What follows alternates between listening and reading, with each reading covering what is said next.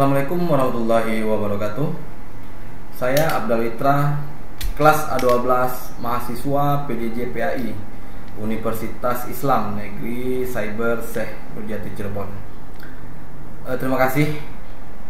Pada kesempatan ini saya akan membahas atau menjelaskan topik tentang membimbing diskusi kelompok kecil untuk memenuhi tugas kuliah pertemuan ke-9 mata kuliah Microteaching dengan dosen pengampu Ibu Husnul Khotimah MPD.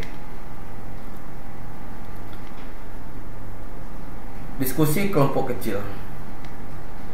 Diskusi kelompok kecil merupakan sebuah metode interaksi tatap muka yang bertujuan untuk berbagi informasi, memecahkan masalah, dan mengambil keputusan secara kolektif.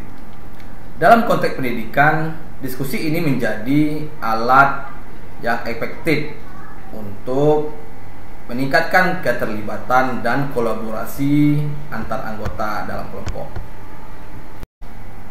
Mari kita lihat karakteristik utama dari diskusi ini. Karakteristik diskusi kelompok kecil yang pertama terdiri dari sekelompok individu. Diskusi ini melibatkan sekelompok orang, biasanya terdiri dari 5 hingga 10 peserta, yang memungkinkan interaksi yang lebih intim dan mendalam. Yang kedua, melibatkan interaksi tatap muka.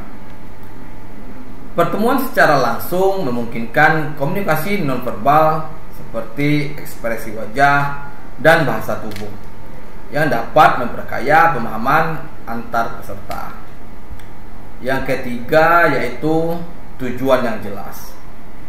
Setiap diskusi harus memiliki tujuan yang spesifik, baik untuk menyelesaikan masalah tertentu atau untuk mencapai kesepakatan dalam suatu isu atau materi pembelajaran. Yang keempat yaitu mengedepankan kerja sama antar anggota.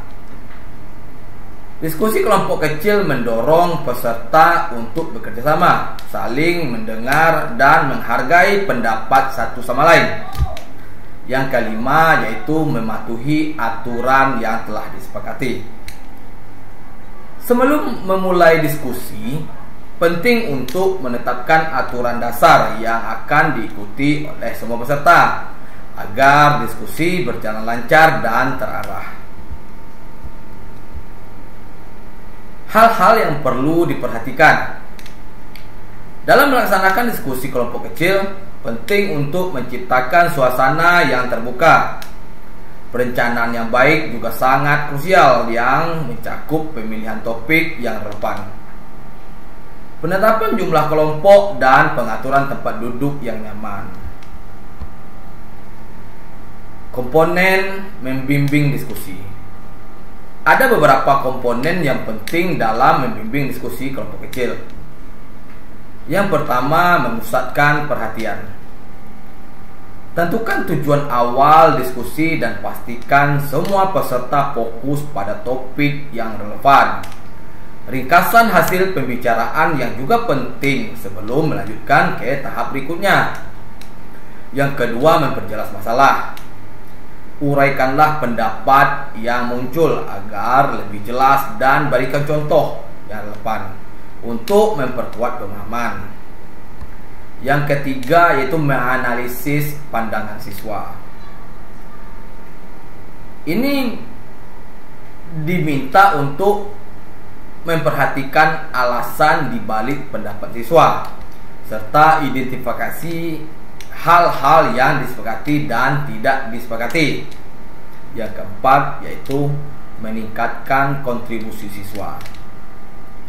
Ajukan pertanyaan yang merangsang pemikiran siswa dan berikan waktu yang cukup bagi mereka untuk berpikir.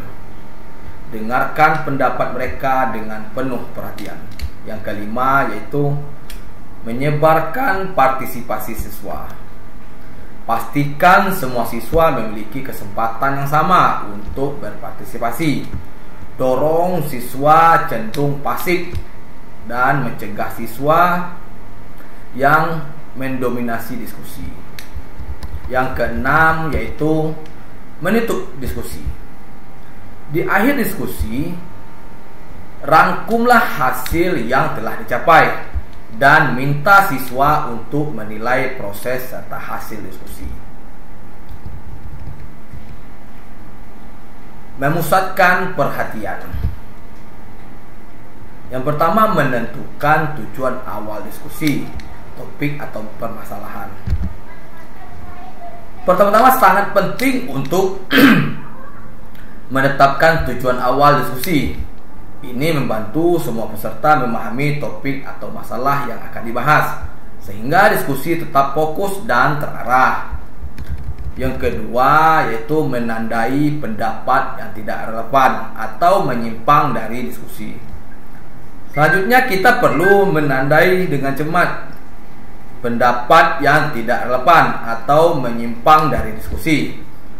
Dengan cara ini, kita dapat menjaga agar diskusi tetap pada jalurnya dan menghindari kebingungan.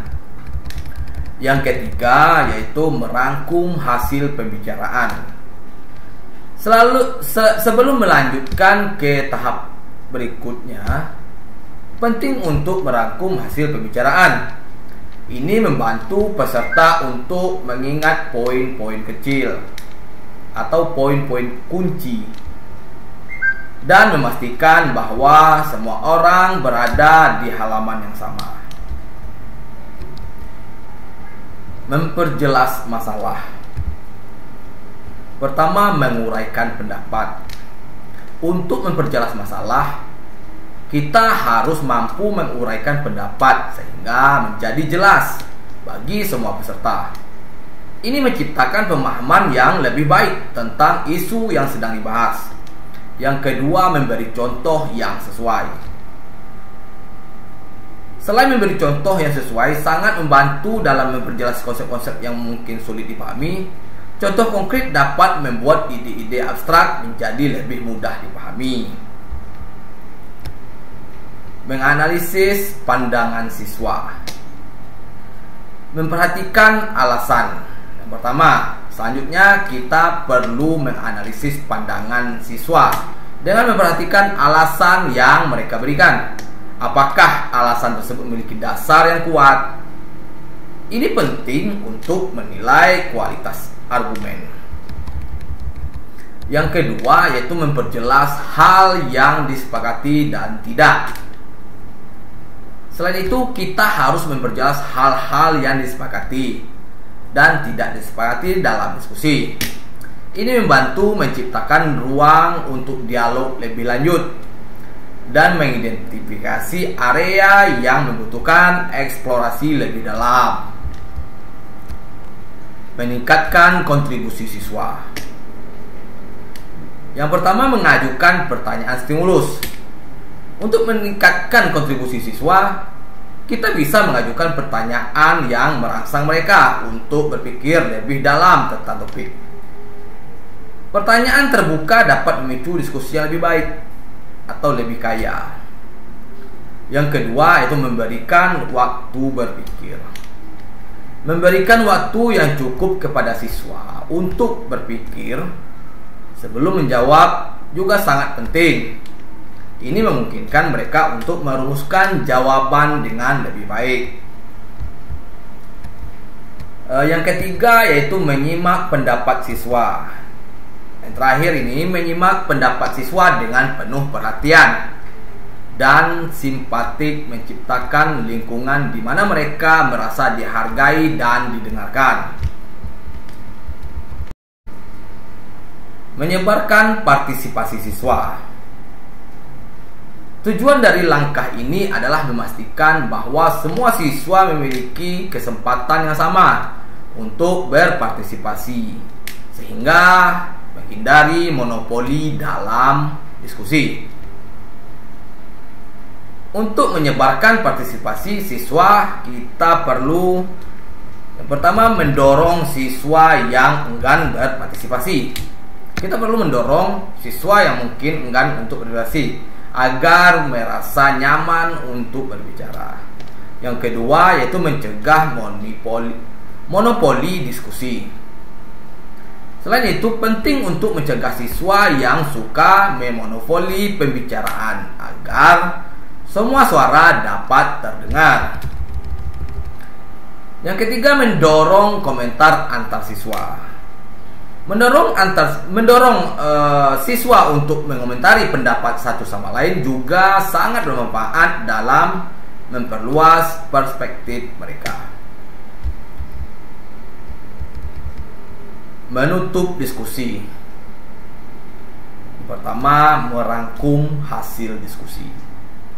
Saat diskusi mendekati akhir, kita harus merangkum hasil diskusi bersama siswa.